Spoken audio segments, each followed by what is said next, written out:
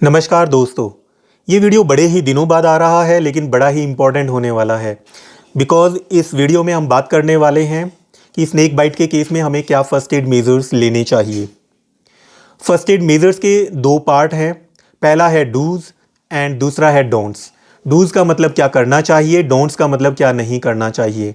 आज के वीडियो में हम 8 डूज़ के बारे में बात करेंगे, 8 फ़र्स्ट एड मेजर्स के बारे में बात करेंगे जो हमें लेने चाहिए।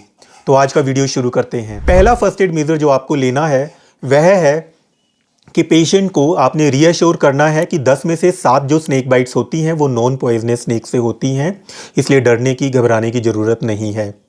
दूसरा काम जो आपने करना है वह है कि पेशेंट यदि अनकॉन्शियस है तो उसको रिकवरी पोजीशन यानी कि लेफ़्ट लेटरल पोजीशन में लेटा देना है। मतलब कि उसको उस पेशेंट की लेफ़्ट साइड दे के उसको लिटा देना है। ऐसा करने से पेशेंट के एस्पिरेट करने के चांसेस कम हो जाते हैं।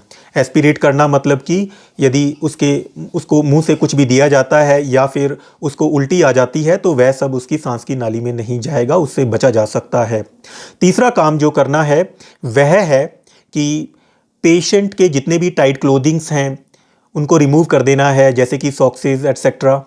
रिस्ट वॉच यदि पहनी है उसको रिमूव कर देना है, शूज़ को रिमूव कर देना है, कोई भी ज्वेलरी पहनी है जैसे कि रिंग, इन सबको रिमूव कर देना है।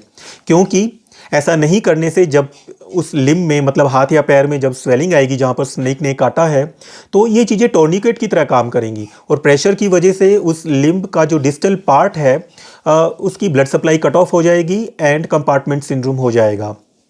जो चौथा काम करना है वह है अफेक्टेड लिम्ब यानी हाथ या पैर की स्प्लिंटिंग करनी है, जैसे कि हम फ्रैक्चर के केस में करते हैं। उसके जितने भी जॉइंट्स हैं उस लिम्ब के उनको इमोबिलाइज कर देना है। करना है आपने ऐसे कि जो लिम्ब है उसको न्यूट्रल पोजीशन में आपने रखना है और उसके बाद उसकी लेंथ के अलोंग कोई स्टिक या फिर हार्ड कार्डबोर्ड रखना है और उसको किसी भी चीज़ से बांध देना है। टाइटनेस इतनी होनी चाहिए कि एक उंगली आराम से जा सके। हाँ, आप क्रीप बैंडेज भी बांध सकते हैं। क्रीप बैंडेज उसी केस में बांधनी है यदि हॉस्पिटल पहुंचने में कम से कम आधा घंटा लगने वाला है या फिर 3 घंटे से कम समय लगने वाला है। इससे ज़्यादा समय लगेगा तो नहीं बांधनी है। एंड हॉस्पिटल पहुंचते ही आपको उस क्रीप बैंडेज को रिमूव कर देना है। जो पांचवा आपने काम करना है वह है कि पेशेंट को 108 से प्रेफरेबली ले जाना है, क्योंकि मोस्ट केसेस में एएसवी यानी कि एंटी स्नेक विनोम जो दवाई है वह 108 में अवेलेबल होती है और यदि पेशेंट को ज़रूरत पड़ती है तो टेलीफोनिकली डॉक्टर से कांटेक्ट या फिर जो पैरामेडिक है वह जल्दी भी उस दवाई को दे सकता है।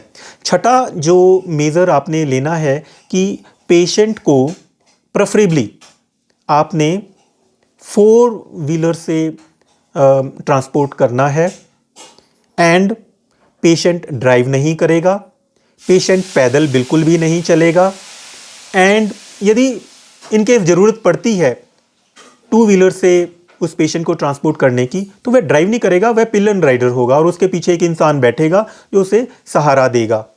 सातवां जो पॉइंट आपने ध्यान रखना है कि पेशेंट को यदि आपको लगता है उसका ब्लड प्रेशर कम हो रहा है तो आप उसके जो पैर हैं उनको सिर के लेवल से ऊपर उठा सकते हैं।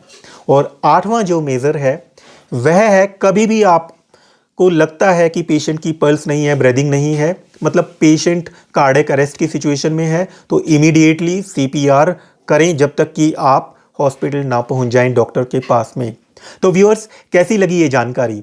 यदि ये जानकारी अच्छी लगी हो तो वीडियो को लाइक शेयर कमेंट करें और हाँ, अगला वीडियो देखना बिल्कुल भी ना भूलें क्योंकि उसमें हम 8 डोंट्स के बारे में बात करने वाले हैं और ये बड़े ही इंपॉर्टेंट होने वाले हैं, क्योंकि यदि आपको कुछ पता नहीं है तो आप कुछ गलत कर सकते हैं और पेशेंट की जान जा सकती है। जय हिंद।